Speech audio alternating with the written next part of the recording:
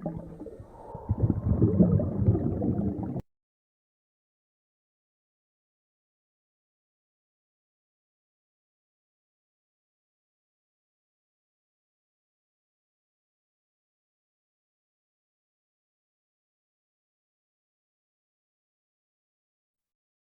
आप अपना future secure करना चाहते हो और साथ ही साथ टैक्स भी बचाना चाहते हो, तो आज का वीडियो आपके लिए बहुत ज्यादा इंपॉर्टेंट होने वाला है।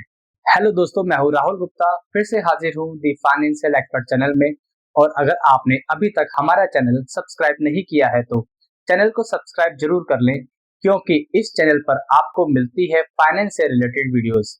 अब आगे बढ़ते हैं और आज हम बात करने वाले हैं एनपीएस के बारे में, जो एक powerful retirement plus tax saving tool है।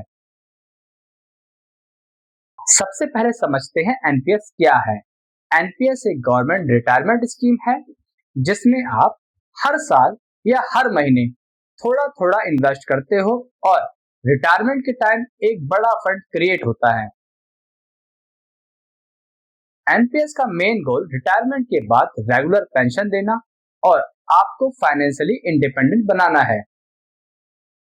अब बात करते हैं एनपीएस अकाउंट कितने टाइप के होते हैं। एनपीएस के दो टाइप के अकाउंट होते हैं।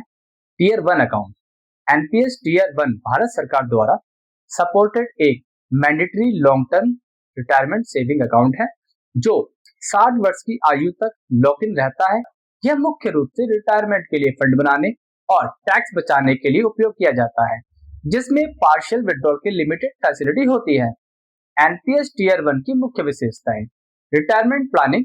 यह एक प्राइमरी पेंशन अकाउंट है। लॉकिंग पीरियड 60 वर्ष की आयु तक पैसा नहीं निकाला जा सकता, लेकिन कुछ विशेष परिस्थितियों में आप पैसा निकाल सकते हैं। Tax benefit. टीयर वन में किए गए निवेश पर सेक्शन 80 1 बी के तहत 50,000 रुपए तक का एडिशनल टैक्स बेनिफिट मिलता है, जो 1.5 लाख रुपए की सेक्शन 80 की लिमिट के एडिशनल होता है। Withdrawal rules. 60 वर्ष की आयु में कुल जमा राशि का 60% लमसम और शेष 40% कंपलसरी रूप से एन्युटी खरीदनी होती है। कंट्रीब्यूशन। मिनिमम 1,000 रुपए प्रति वर्ष का डिपॉजिट करना जरूरी है। एनपीएस टीयर वन को यूज करने के एग्जाम्पल। Retirement fund. मंथली या एनुअली बेस पर डिपॉजिट देकर 60 वर्ष की उम्र के लिए एक बड़ा कॉर्पस तैयार करना। Tax saving. Higher tax slab वाले टैक्स पेयर द्वारा 50,000 रुपए की एडिशनल टैक्स रिबेट प्राप्त करना। Emergency fund.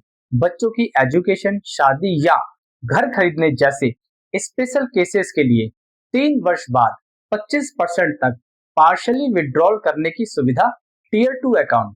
NPS tier two एक वॉलेंटरी और फ्लेक्सिबल सेविंग अकाउंट है, जो टीयर वन के साथ खोला जा सकता है। इसकी सबसे बड़ी विशेषता यह है कि इसमें लॉक इन अवधि नहीं होती, यानी आप कभी भी पैसा निकाल सकते हो। यह एक जनरल सेविंग अकाउंट की तरह काम करता है, जिसमें टैक्स में कोई स्पेशल रिबेट नहीं मिलता। एनपीएस टीयर टू की मुख्य विशेषता यह है। एलिजिबिलिटी। टीयर टू केवल तभी खोला जा सकता है जब आपके पास पहले से एक्टिव टीयर वन अकाउंट हो। इन्वेस्ट।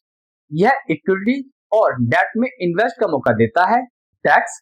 इसमें एटीसी के तहत कोई भी टैक्स रिबेट नहीं मिलता। और विड्रॉल पर टैक्स स्लैब के अकॉर्डिंग टैक्स लगता है। Minimum balance. इसमें कोई मिनिमम बैलेंस रखना कंपलसरी नहीं है। टैक्स बेनिफिट ओल्ड रेजिमे के अनुसार। अगर आप ओल्ड टैक्स रेजिमे चूज करते हो तो आपको मिलते हैं 3 बड़े बेनिफिट। पहला, 1.5 लाख रुपए तक का डिडक्शन। दूसरा, 50,000 रुपए एक्स्ट्रा डिडक्शन। तीसरा, एम्प्लॉयर कॉन्ट्रीब्यूशन पर भी टैक्स बेनिफिट मिलता है। मतलब 2 लाख रुपए तक का आप टैक्स सेव कर सकते हो। चलिए एक एग्जांपल से समझते हैं। मान लो रवि की सैलरी 10 लाख रुपए पर ईयर है।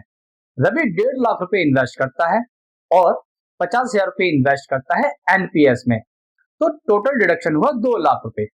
अब उसकी टैक्सेबल इनकम हो गई 8 लाख रुपए।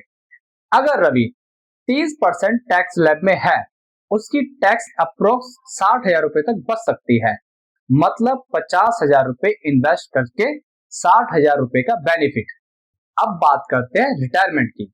जब आप 60 साल के हो जाते हो, जैसा मैंने पहले आपको बताया, आप 60% तक पैसा एक साथ निकाल सकते हो और वो कंप्लीटली टैक्स फ्री होता है। बाकी 40% से आपको पेंशन लेनी होती है। पेंशन पर टैक्स लगता है क्योंकि वो आपकी इनकम मानी जाती है। अब समझते हैं वेल्थ क्रिएशन पावर।